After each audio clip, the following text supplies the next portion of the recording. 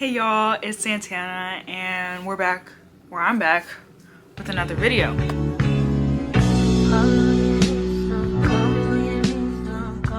So based off the title of this video, I will be talking about my November book wrap-up, all the books I read in November, as well as my December TBR or my to-be-reads for December. Usually I have a monthly goal of like 4 to 5 books each month, whether that's audiobooks, my Kindle, or a physical copy. And if you have Spotify Premium, then you can go on audiobooks, the audiobook section, and there's like a ton of popular and some small indie books that are available now for you to listen to.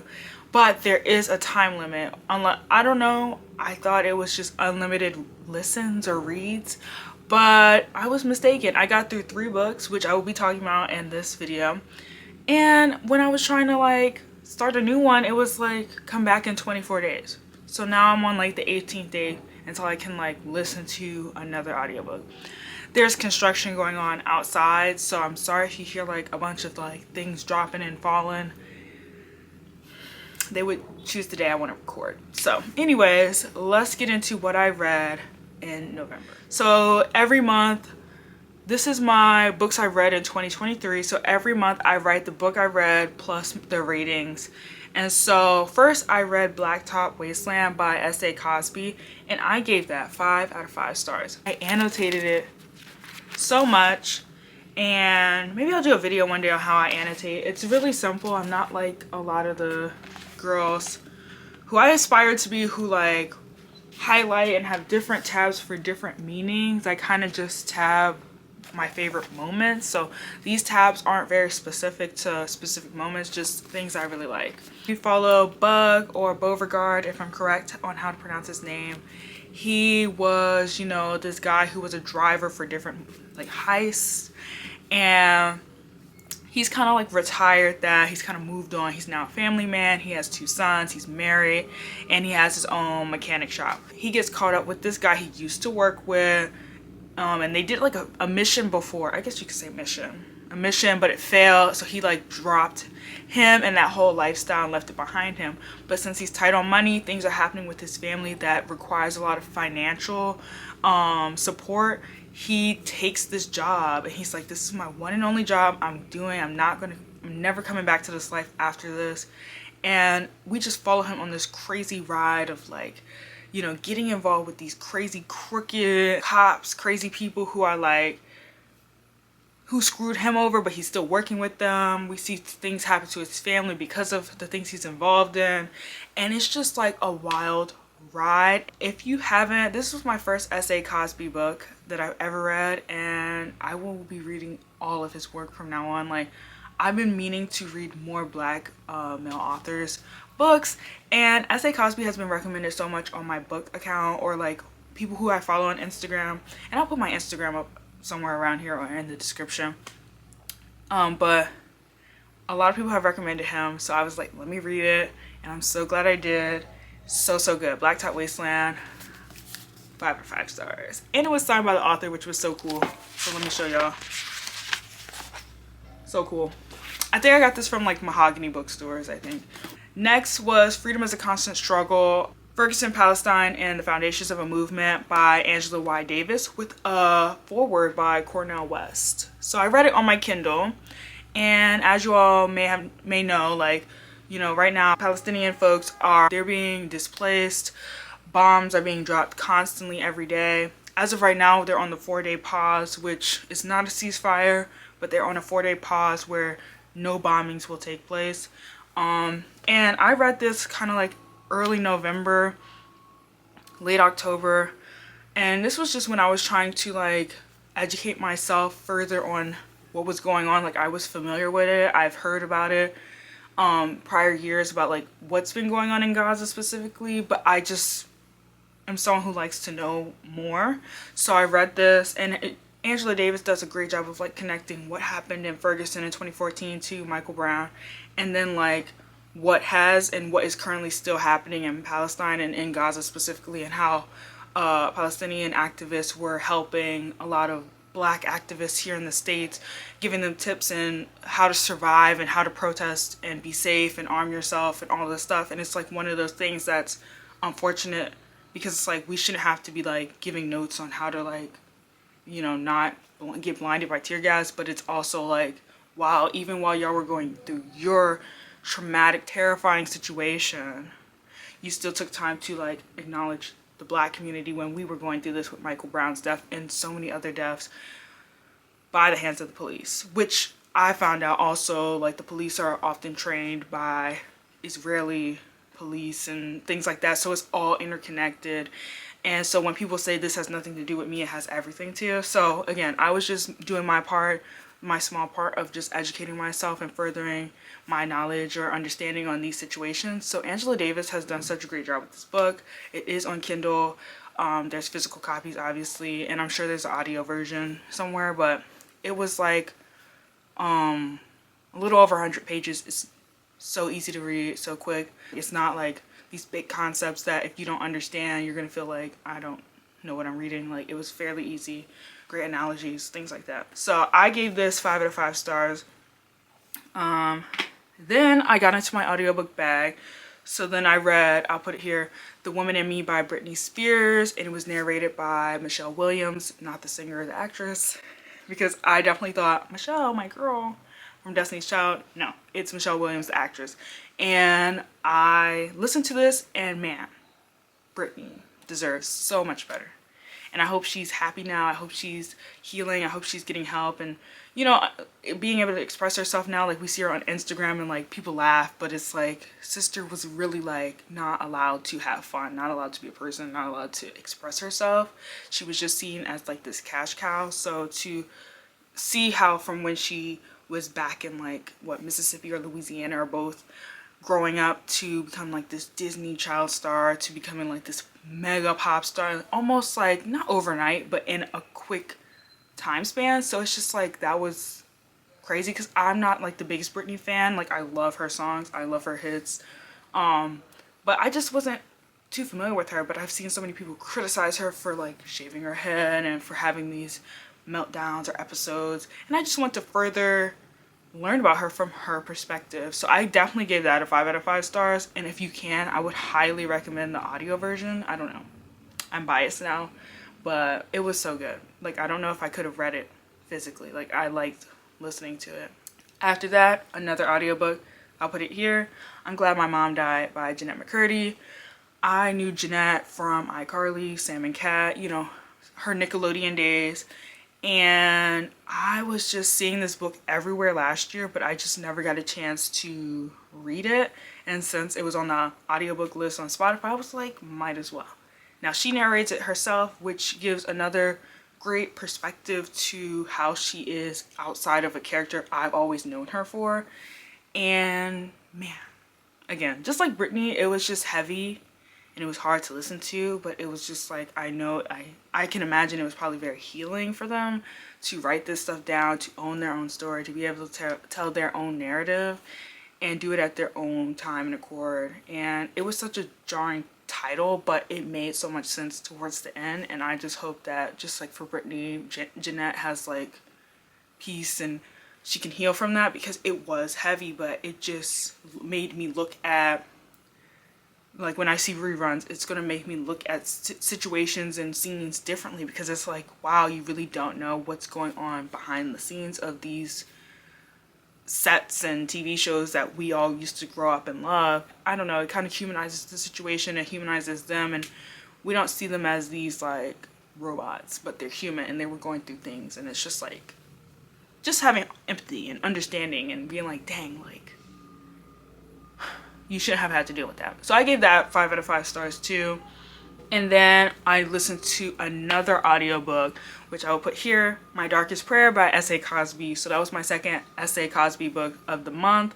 I gave that 5 out of 5 stars. I had like such a great month. Like, y'all don't even understand, like, I was really eating good in the book department this month. So basically, My Darkest Prayer is about Nate, who is or was a Marine turned police deputy turned funeral director. Like, as the opening line, it states, I handle the bodies. which I love. I don't know, I'm obsessed with that line of how like he handles the bodies, and like, and it means it's so layered because like he's a funeral director, but then also he like handles the bodies, you know what I'm saying? And so like this well-known pastor, Esau, can't remember his last name, dies unexpectedly. Like he's this mega church pastor.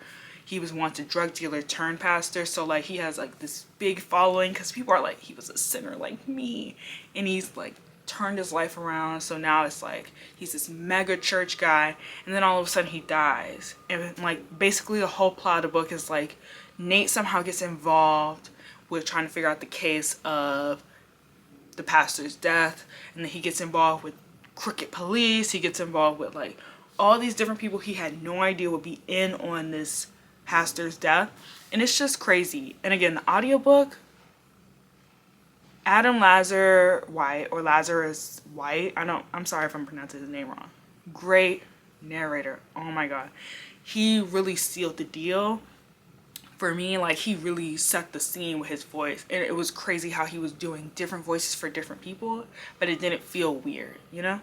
And if you watch my what's my like 5 to 9 after my 9 to 5 routine video, like you kind of can hear in there, I was listening to the audiobook as I was doing my like daily routine, and like his voice is just so distinct, and it just works. It just works. Okay. And I just want to quickly talk about my current read, and then I'll move on to what I want to read for December, just so this isn't like too long. So I'm currently reading Songs of Ari by Asha Shanti Bromfield. So I'm reading this on my Kindle, Songs of Ari, and it's sapphic. So it's two lover girls basically who are in Jamaica. It's the summer of 1976. They just graduated high school. One of them, Ari, is like from the lower income part of Jamaica, while Jilly or Jillian is from the upper class, like wealthy part of Jamaica. And they are divided into two groups, on the PLM and the JPG. I hope I'm right. And it's like, I would say historical fiction, because it seems like it's like based off realities of what was happening in the 70s in Jamaica.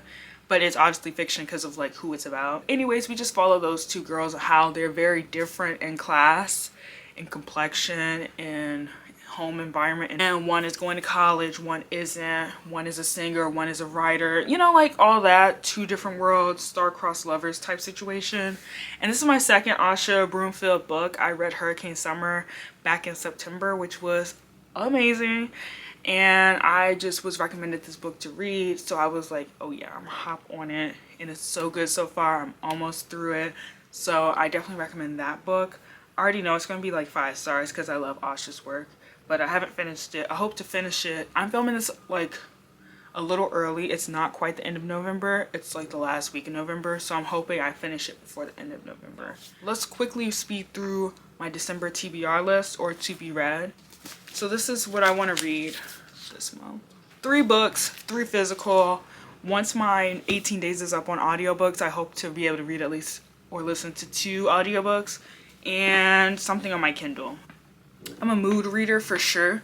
So whenever I have like a TBR, it's very like loose. It's not like I have to read this, but it's something I definitely want to read. The first one I want to read is, or finish reading, is Black Candle Women by Diane Marie Brown.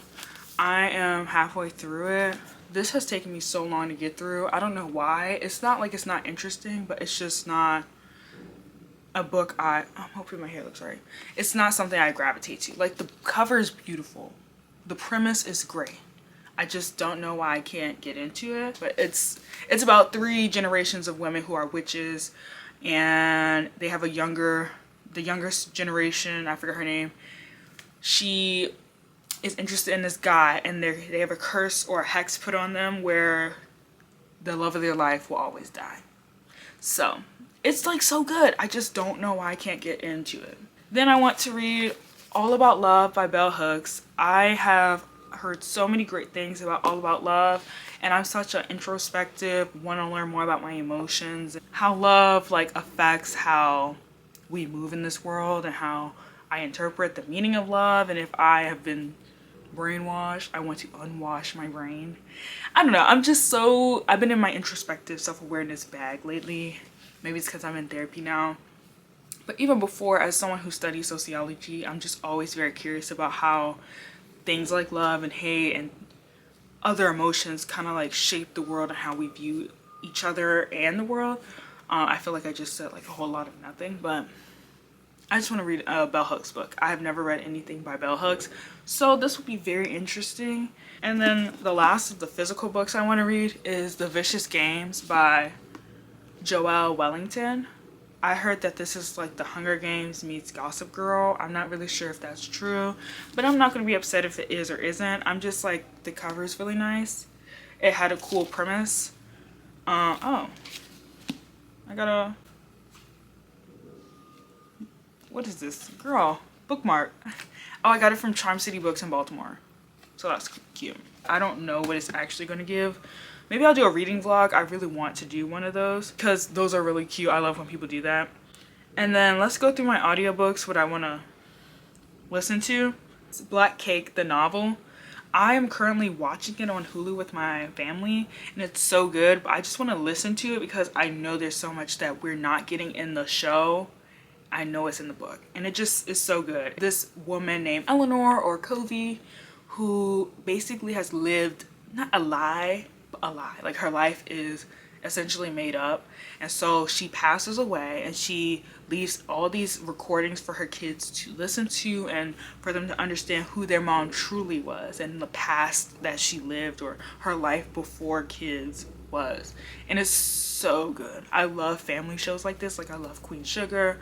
I just love family drama shows where they're like discovering their parents and seeing them from this different lens. Like it's just so cool to me. So I'm excited to read it. Like the show, they're releasing it every Wednesday on Hulu. So I think there's like 3 more episodes left. So I'm excited for this week's episode. The other one I want to read is All Sinners Bleed.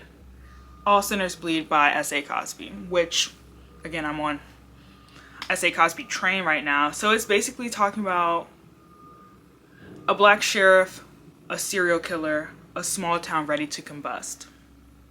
I am hooked by those 3 sentences.